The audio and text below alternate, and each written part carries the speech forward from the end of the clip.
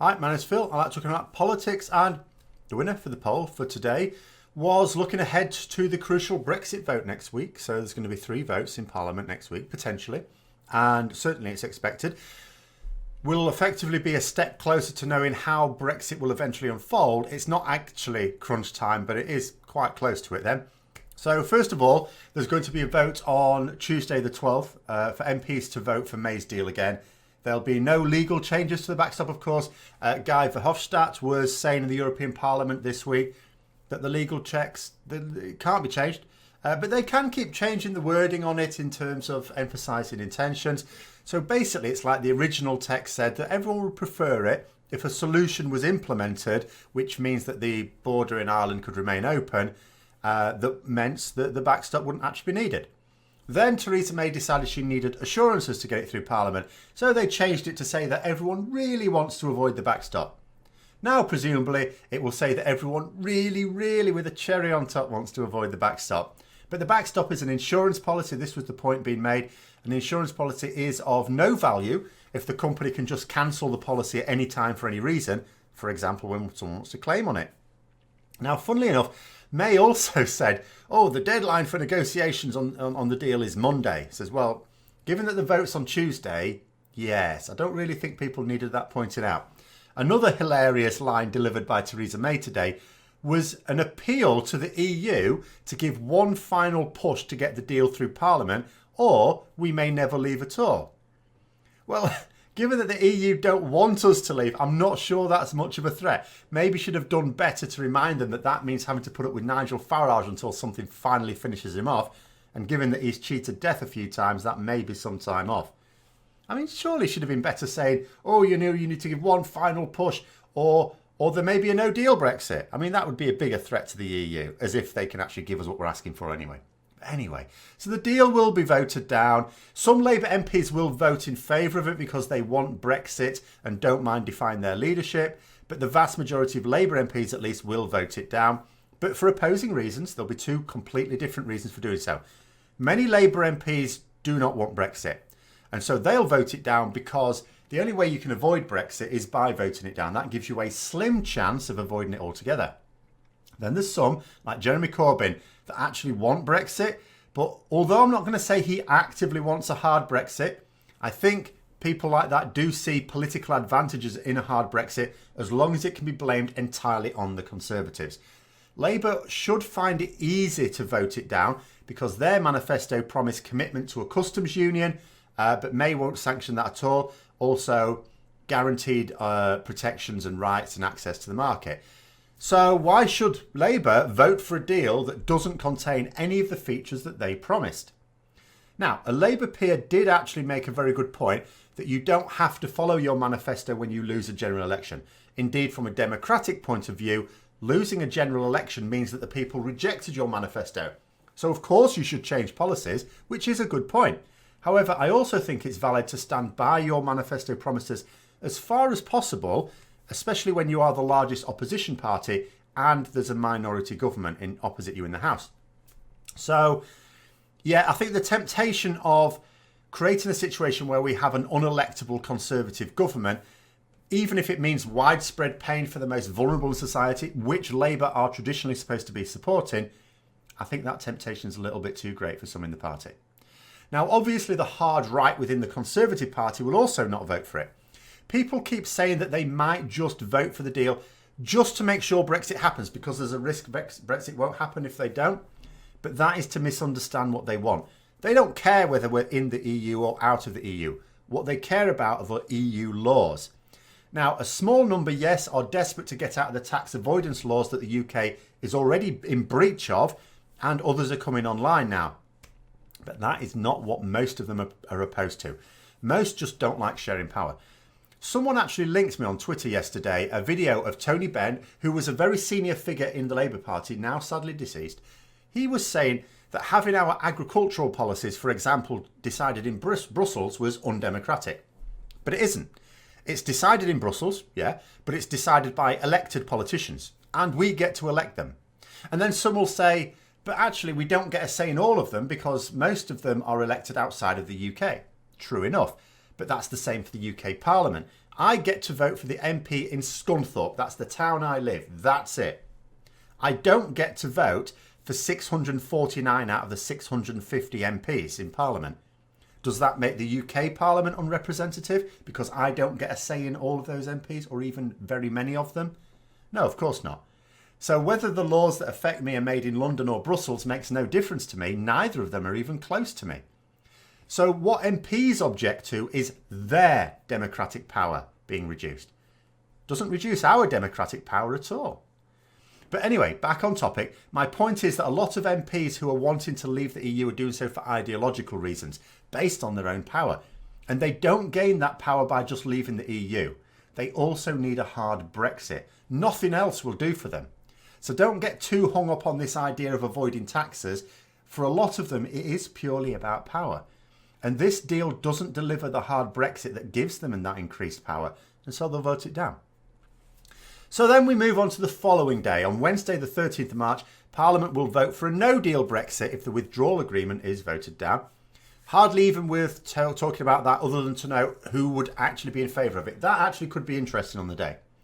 I think it will be very few.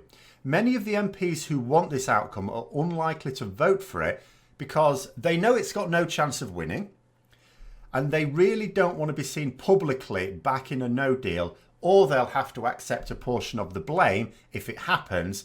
And, well, we know what's going to happen if that does happen. Much better to let the impotence of Parliament actually deliver no deal accidentally, and they get to keep their hands clean.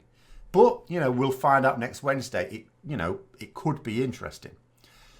So then the vote on Thursday. This is the big one that people will be anticipating. Now, assuming there are no amendments forced onto the motion, which will be to request a short extension in the event that Wednesday's no deal scenario is voted down, Parliament will then be asked to vote for a short extension. Now, what the motion will say specifically does depend on those previous votes. For example, let's say MPs next Tuesday, for some bizarre reason, did vote in favour of May's deal. We still need an extension to sort out the legislation for it. We've already run out of time to implement that agreement by the 29th of March, both in the UK and even in the EU, where it still needs to be ratified by the other member states. So in this situation, the EU have said that absolutely it would be sensible to permit an extension to end before the new Parliament sits in summer. However, if the votes go as expected, where Tuesdays and Wednesdays get voted down, then the EU would also see a short extension as being rather pointless if there's no sensible plan for it. And it would be pointless. It's not even like Parliament has edged towards supporting May's deal. You can't actually say that they're getting closer. There's been no movement at all in half a year, so another few months won't do anything. So Theresa May can't really ask for a short extension to keep negotiating for the deal that Parliament will have comprehensively defeated twice, assuming next week goes as expected. So the only way that May could get a deal through Parliament is by working with the Labour Party on a deal which commits to maintaining standards, rights and, getting us into a customs union. If she did that, then Labour, of course, would support it and enough of her own MPs as well. But she won't because she's not acting to secure Brexit. She's acting to secure the future of her party.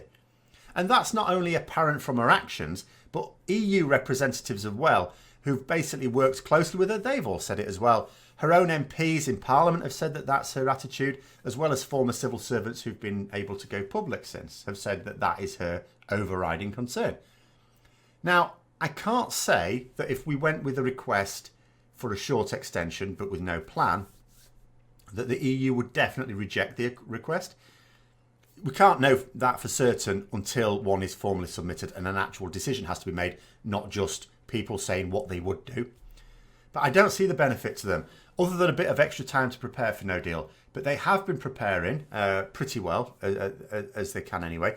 So just this week, for example, they've voted in favour of easing the situation for British planes travelling to and from the EU, as well as some help for British freight lorry drivers. Quite frankly, if we do manage to get anything across the borders at this time, it'll be thanks to the work of the EU, not the UK government. But obviously none of this will really help that much if the UK doesn't reciprocate. So we need to do the same sort of thing. And on a side note, another thing they ratified this week was the trade deal with Singapore that's been rumbling around for a few years now. So great, another large Asian market that we're trying to lock ourselves out of by leaving the EU. So much for the crumbling EU, by the way, still making massive trade deals around the world. So personally, if I were to decide for the EU, I'd be tempted to refuse the request for a short extension. But I would say, but actually what we will do is we'll give you a long extension if you commit to a public referendum with Remain as an option. That is certainly the view of a number of senior EU figures that have been talking about it recently, and it may well be their considered opinion, you know, the week after next if we do go with such a request, but time will tell. Now, if that happened, Theresa May has a decision to make. She's been putting off decisions all the way, kicking the can down the road, but the road will abruptly end.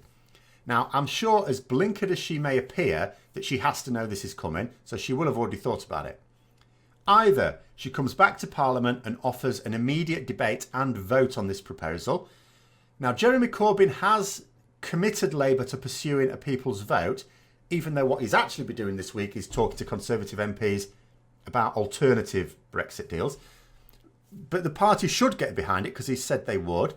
If May gets behind it as well, then enough Tories will also vote for it, along with almost all other opposition MPs.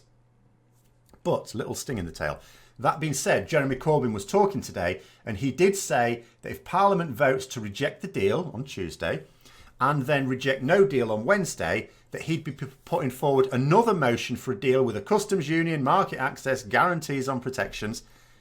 So, not a motion for a long extension and a referendum then, Jeremy? No? Hopefully his senior leadership will threaten to salt his allotment again and make him behave himself. However, she could equally not come back to Parliament with this proposal. She could carry on pretending to negotiate for the short extension, as she has pretended to negotiate for changes to the backstop over the last month. Certainly the far right of her party will be urging her to wait it out, utterly convinced that the EU will crack at the last possible moment.